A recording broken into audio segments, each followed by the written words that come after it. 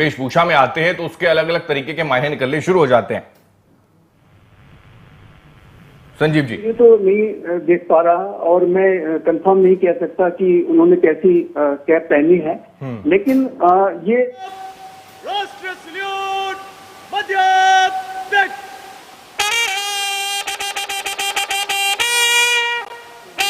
या जो स्वतंत्रता दिवस का जो समारोह होता है उसमें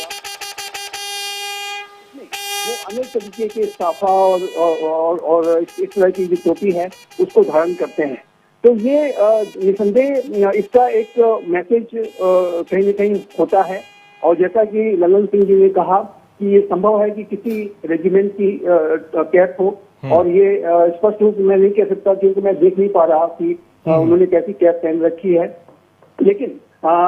जरूर इसका एक महत्व होता है। और यदि उन्होंने किसी सैन्य टोपी को पहना है तो जाहिर है कि वो उस पर्टिकुलर रेजिमेंट के लिए भी एक गर्व की बात है, और ये एक सम्मान की बात है उस रेजिमेंट के लिए भी। और जाहिर है कि ये पूरे राष्ट्र, अगर सैन्य टोपी उन्होंने पहनी है तो ये पूरे राष्ट्र की सेनाओं को एक तरह से सम्मान देने की बात है कि भारत का जो कार्यकारी जो सर्वोच्च अधिकारी है, जो भारत का प्रधानमंत्री है, वो इस तरह की कैप पहन रहा है, तो वो सेनाओं को सम्मान देने की बात भी है इसमें। और इससे जाहिर है कि भारत की सेनाओं का जो आत्मविश्वास है, गौरव है, वो बढ़ता है। और ये स्पष्ट रूप से ये दिखाता है कि भारत का जो राजनीतिक नेतृत्व है और भारत का जो सैनिक नेतृत्व है, साथ ही साथ भारत का कूटनीतिक जो नेतृत्व है, वो इन टैंडम एक दूसरे के साथ मिलकर के समन्वित तरीके से रणनीतियां बना रहा है और कार्य कर रहा है। और लगातार पूरे विश्व में ये मैसेज भी जाता है, चाइना जैसे राष्ट्रों को ये मैसेज जाता है। आप जानते हैं, मैं एक चीज यहाँ जिक्र करना चाहूंगा कि जिस तरीके से 1962 में हमारे जो राजनीतिक नेतृत्व में और हमारे सैनिक नेतृत्व में कुछ जो एक डिसहार्मोनी दिखी थी, उसके बाद से इस पूरी प्रक्रिया पर काफी तेज गति से सुधार किया गया। और वर्तमान समय में जो भारत हो, जो नया भारत है, उसका जो राजनीतिक नेतृत्व हो, जैसा कि मैंने कहा, चाहे वो सैनिक नेतृत्व हो, चाहे कूटनीतिक नेतृत्व हो, सभी एक दूसरे के साथ मिल करके कार्य करते हैं और देश की जो पोजीशन ऑफ स्ट्रेंथ है उसको लगातार बढ़ाने का कार्य करते हैं। ये जो प्रोग्राम्स होते हैं, ये जो परेड होती हैं। संजीव जी, मैं आपको रोकना चाहूंगा इस टोपी के बारे में ही। मैं जिस टोपी को हमने देखा तो उसी के बारे में मैं थोड़ी सी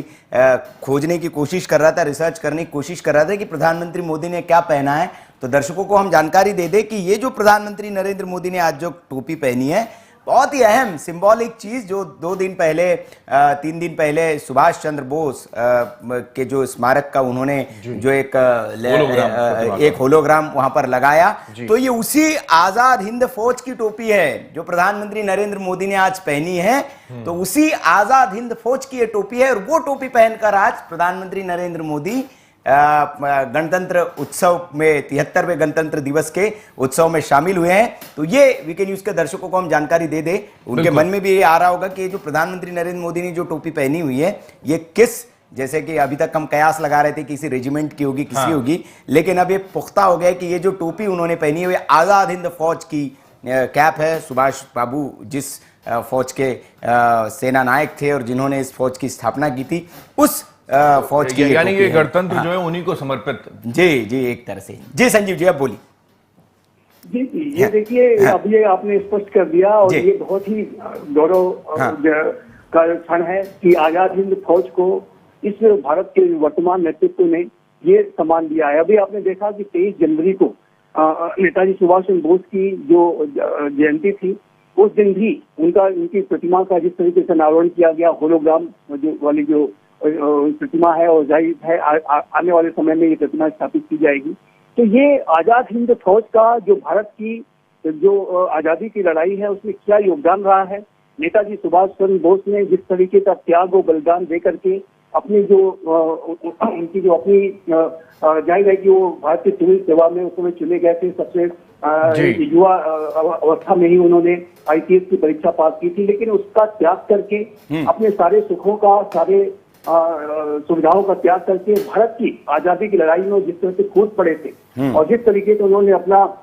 सर्वोच्च न्यौछावर कर दिया, उसको सम्मान देने की बात है। और जिस तरीके से उन्होंने आजाद हिंद फौज का निर्माण किया था और आजाद हिंद फौज के माध्यम से वो अंग्रेजों को देश से भगाने का उन्होंने पूरा जो प्रयास किया वो भी अपने आप में पूरी आजादी की लड़ाई में जो हमारा जो उत्साह था उसको उन्होंने अपनी इस कवायद के माध्यम से बहुत बढ़ा दिया था। और जाहिर है कि आजाद हिंद फौज का एक बहुत ही बड़ा योगदान है भारत की आजादी की लड़ाई में। महात्मा गांधी स्वयं